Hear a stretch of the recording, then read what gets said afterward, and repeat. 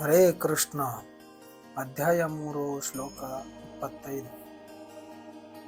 ಆಸಕ್ತರಾಗಿ ವಿದ್ಯುಕ್ತ ಕರ್ಮಗಳಲ್ಲಿ ಅಜ್ಞಾನಿಗಳು ಹೇಗೆ ಮಾಡುತ್ತಾರೋ ಭರತ ಕುಲದವನೇ ಮಾಡಬೇಕು.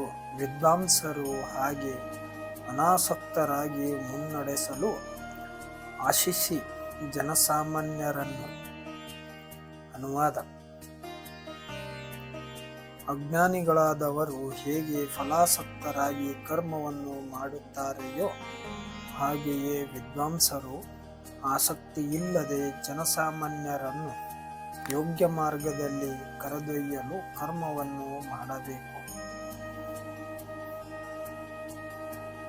ಭಾವಾರ್ಥ ನೋಡೋಣ ಬನ್ನಿ.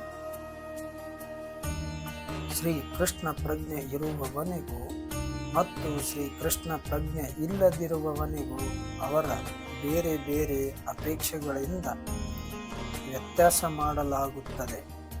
ಶ್ರೀಕೃಷ್ಣ ಪ್ರಜ್ಞೆಯ ಬೆಳವಣಿಗೆಗೆ ನೇರವಾಗದೇ ಇರುವುದು ಏನನ್ನೂ ಶ್ರೀಕೃಷ್ಣ ಪ್ರಜ್ಞೆ ಇರುವವನು ಮಾಡುವುದಿಲ್ಲ. ಅವನು ಐಹಿಕ ಚಟುವಟಿಕೆಗಳಲ್ಲಿ ಅತ್ಯಾಸಕ್ತಿ ಇರುವ ಅಜ್ಞಾನಿಯಂತೆಯೇ ಕೆಲಸ ಮಾಡಬಹುದು. ಆದರೆ ಅಜ್ಞಾನಿಯು ತನ್ನ ಇಂದ್ರಿಯ ತೃಪ್ತಿಗಾಗಿಯೇ ಕೆಲಸ ಮಾಡುತ್ತಾನೆ. ಇನ್ನೊಬ್ಬನು ಶ್ರೀಕೃಷ್ಣನ ತೃಪ್ತಿಗಾಗಿಯೇ ಕೆಲಸ ಮಾಡುತ್ತಾನೆ.